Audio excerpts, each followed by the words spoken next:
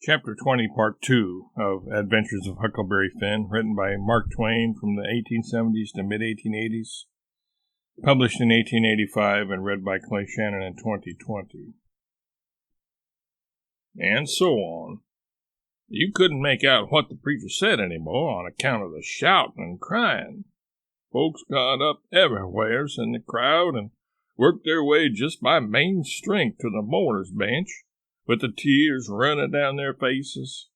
And when all the mourners had got up there to the front benches in the crowd, they sung and shouted and flung themselves down on the straw just crazy and wild. Well, first I knowed the king got a-going, and you could hear him over everybody. And next he went a-charging up to the platform, and the preacher he begged him to speak to the people, and he done it.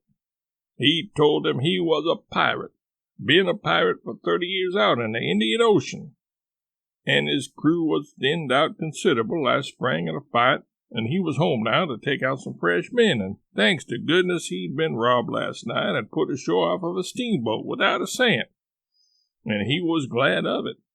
It was the blessedest thing that ever happened to him, because he was a changed man now and happy for the first time in his life.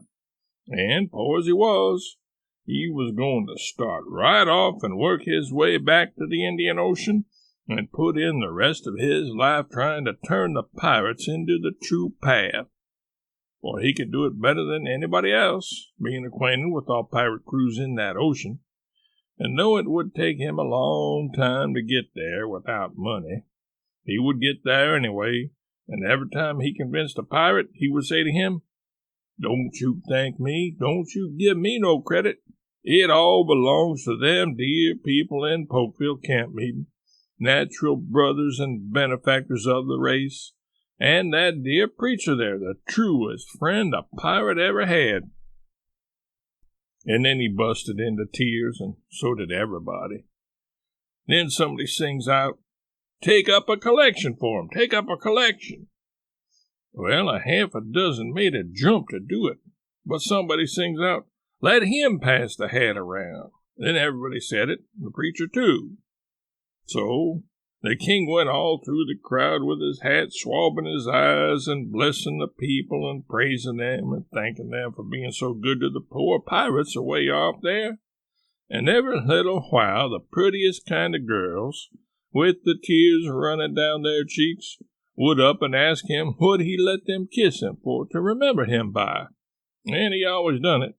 And some of them he hugged and kissed as many as 5 or 6 times. And he was invited to stay a week. And everybody wanted him to live in their houses and said they'd think it was an honor. But he said as this was the last day of the camp meeting, he couldn't do no good, and besides, he was in a sweat to get to the Indian Ocean right off and go to work on the pirates. When we got back to the raft and he come to count up, he found he had collected $87.75. And then he had fetched away a 3-gallon jug of whiskey, too, that he found under a wagon when he was starting home through the woods.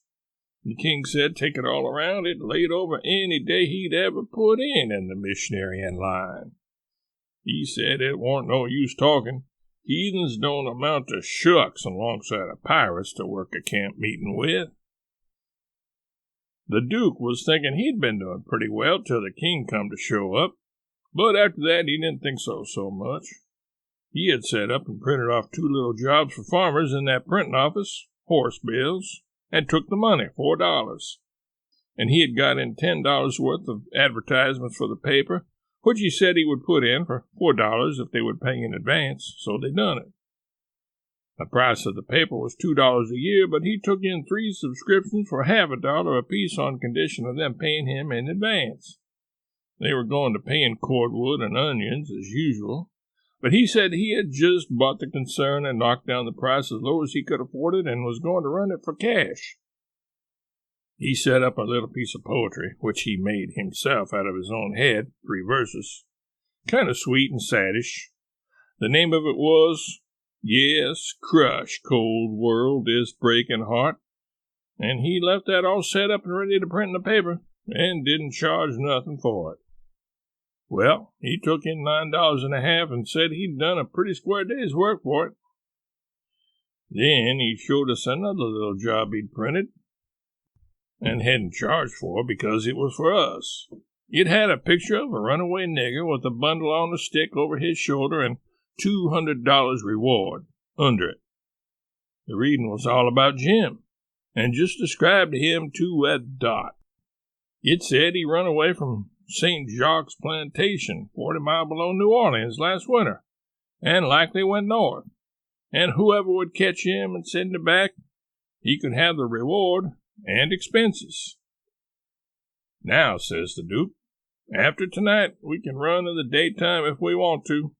Whenever we see anybody coming, we can tie Jim hand and foot with a rope, and lay him in the wigwam and show this handbill and say we captured him up the river, and we're too poor to travel on a steamboat, so we got this little raft on credit from our friends and are going down to get the reward. Handcuffs and chains would look still better on Jim, but it wouldn't go well with the story of us being so poor. Too much like jewelry. Ropes are the correct thing. We must preserve the unities, as we say on the boards.